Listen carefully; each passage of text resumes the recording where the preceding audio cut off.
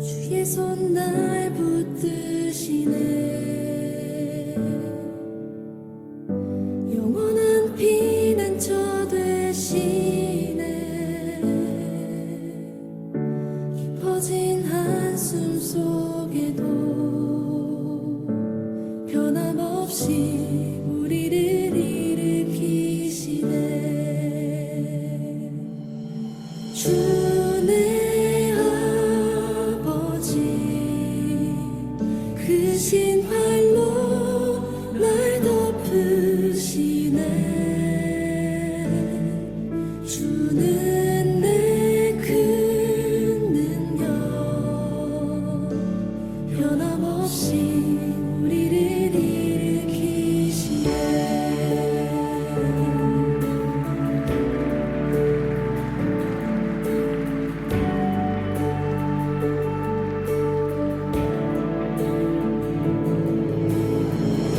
주의 손 날 붙드시네. 영원한 피난처 되시네. 깊어진 한숨 속에도 변함없이 우리를 일으키시네. 예, 여러분 반갑습니다. 오늘 9월 19일 목요일입니다. 이제 9월 달도 중반을 넘어서는 것 같습니다. 9월 말로 가기 직전인데요. 이날까지 또 주께서 우리에게 은혜 베풀어 주신 것을 감사하면서 시작하십시다. 9월 19일 목요일 아침에 함께 나누는 말씀 이사야서 32장의 말씀입니다. 32장 가운데에서 1절부터 8절까지의 말씀으로 함께 하겠습니다.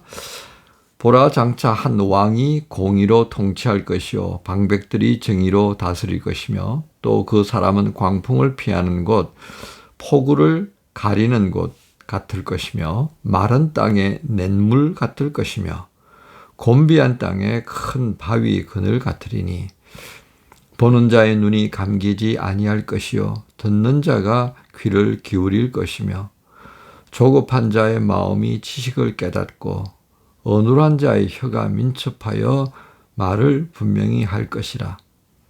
어리석은 자를 다시 존귀하다 부르지 아니하겠고 우둔한 자를 다시 존귀한 자라 말하지 아니하리니 이는 어리석은 자는 어리석은 것을 말하며 그 마음에 불의를 품어 간사를 행하며 패역한 말로 여호와를 거스르며 줄인 자의 속을 비게하며 목마른 자에게서 마실 것을 없어지게 함이며 악한 자는 그 그릇이 악하여 악한 계획을 세워 거짓말로 가련한 자를 멸하며 가난한 자가 말을 바르게 할지라도 그리 함이거니와 존귀한 자는 존귀한 일을 계획하나니 그는 항상 존귀한 일에 서리라. 아멘.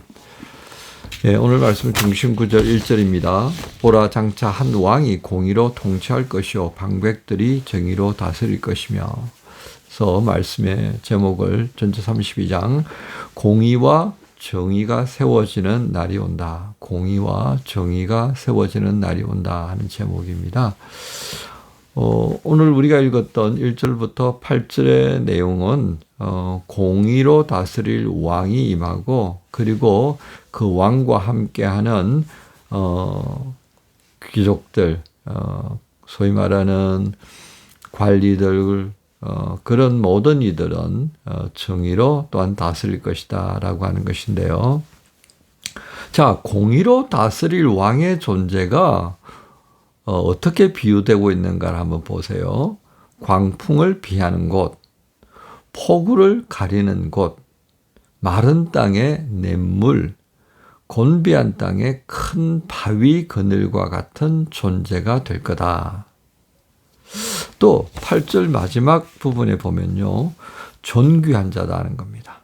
존귀한 자이기 때문에 존귀한 일을 계획하고 그는 항상 존귀한 일에 설 것이다. 자, 그런데 그렇지 않은 이가 있어요. 5절과 6절, 7절에 이어지는 어리석은 자가 있고요. 그다음에 악한 자가 있습니다. 이 어리석은 자가 어떻게 하는지를 가만 보십시오.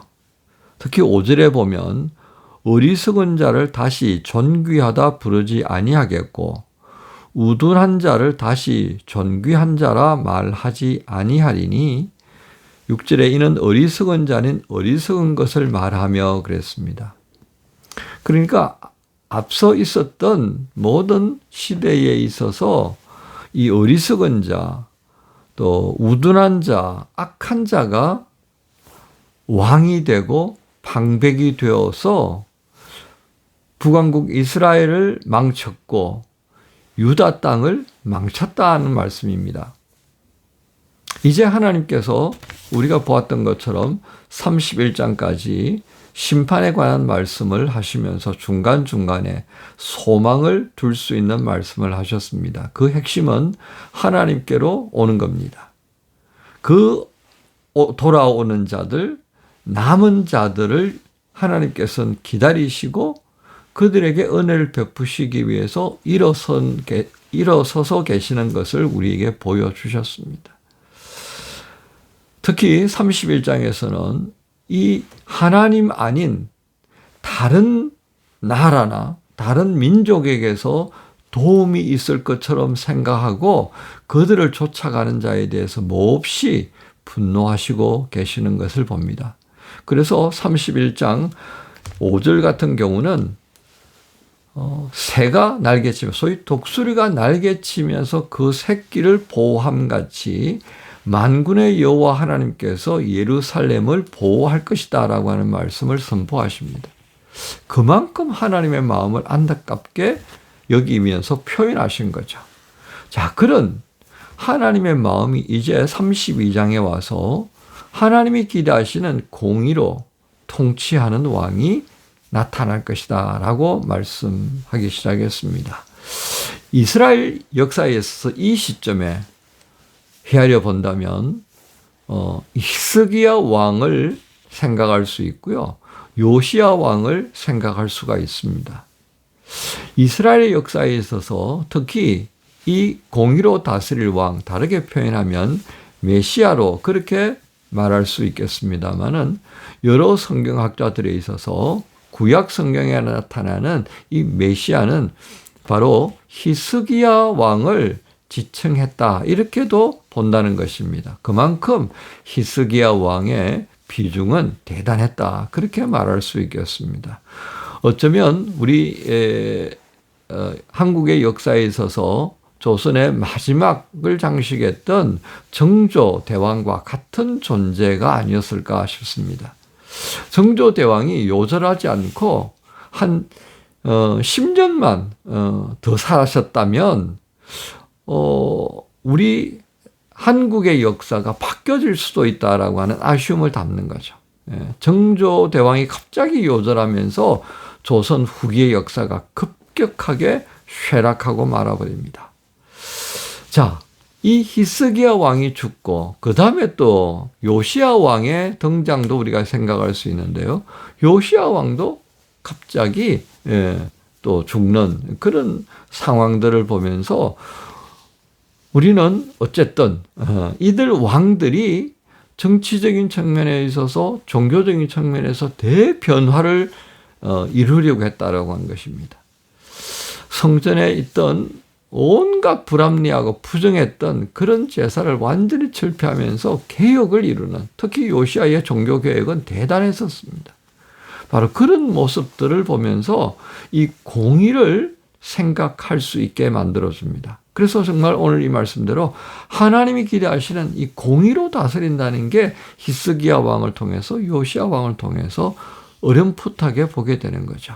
우리는 이 왕들의 모습을 이제 완전히 엑기스만 뽑은 상태로 볼 수 있는 분이 있습니다. 그분이 바로 신약에 오신 예수 그리스도십니다. 그 예수 그리스도 참된 왕, 공의와 정의를 보여주셨고 그리고 이내 하나님의 사랑하심으로 참아 기다리시고 긍휼을 베푸시고 자비를 베푸시는 그 사랑하시는 하나님. 당신의 몸까지도 내어주시면서까지 사랑하시던 그 왕 중에 왕 되시는 예수 그리스도의 모습이 이제 우리가 바라보는 참된 공의와 그리고 그 공의로운 왕을 따라가는 일꾼들의 정의로운 모습을 우리가 미루어 짐작하게 되는 것입니다. 여러분, 오늘 이런 말씀들을 보면서요, 우리는 이 왕이, 공의로 다스리는 왕이 임하게 되었을 때에 나타나는 그 결과물들을 한번 볼까요? 그 결과물들은 평안입니다. 우리는 오늘 말씀 가운데에서 우리가 보아야 될 부분들이 바로 그런 것이죠. 정말 우리에게 있어서 바라보아야 될 부분이 있다면 그것은 16절부터 되어지는 말씀이다 하겠습니다. 여러분 보세요. 공의와 정의가 실천되어지는 그 땅 위에 무엇이 임하는지요. 16절에 그때의 정의가 광야에 거하며 공의가 아름다운 밭에 거하리니 공의의 열매는 화평이요 공의의 결과는 영원한 평안과 안전이다 하는 겁니다. 왜 그렇겠습니까? 하나님이 공의와 정의를 이루시는 하나님이셔요. 하나님의 다스림이 그 왕을 통하여서 그 귀족들을 통하여서 대신 이루어지는 그 땅에 당연히 있어야 될 게 무엇이겠습니까? 평안이죠. 안전이죠. 우리는 이런 모습을 보면서 이제 우리에게 이 말씀을 어떻게 적용하는 것이 좋겠습니까? 예수 그리스도 안에서 우리는 하나님의 자녀로서의 위치, 정체성, 그걸 회복했습니다. 그래서 우리는 다 왕자와 공주가 되는 거죠. 하나님의 자녀들이니까요.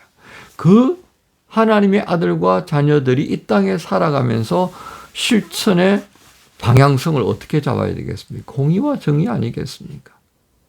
이내 하나님의 긍휼과 자비와 사랑을 실천하는 것이 오늘 우리가 하나님의 자녀된 자로서의 모습이 아닐까 하는 것입니다. 이게 왜 이렇게 중요할까요? 여러분, 이 시대를 한번 보세요. 마치 광풍을 만나고 폭우를 만나고 폭염이 내려지고 메마르고 공핍 곤고한 땅이 되어져 있는 이 시대의 형편을 여러분 보시고 있을 것입니다. 계절적으로 기후적인 측면에서만 봐도요, 정말 이번에 한국에 있다가 돌아온 친구들의 말을 들어보면 정말 힘들었던 것 같아요. 예. 저도 모친상을 치르면서 7월 한 24일간을 한국에 머물렀는데 정말 상상하지 못했던 그런 더위였습니다. 엄청나게 내리는 비가 쏟아지는 것도 보았습니다. 그뿐이겠습니까? 우크라이나와 러시아의 전쟁으로 인해서 동부 유럽이 동부 유럽 자체가 초긴장 상태입니다. 서부 유럽은 군비를 위하여서요, 난리가 아닙니다. 그뿐입니까? 극단적인 이슬람인들이 테러를 합니다. 느닷없이 칼을 빼들고 앞에 가는 사람의 뒤를 후려치고 찔러 죽이는, 총을 난사하는 이 끔찍한 일들이 오늘 유럽 땅에 있고요. 미국 땅에는 말할 것도 없죠. 정말 어디에 마음을 둬야 할지 모릅니다.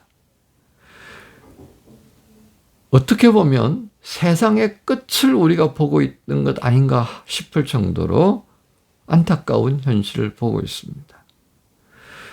그럼에도 농부는 어떻습니까? 씨를 뿌려야 하고요.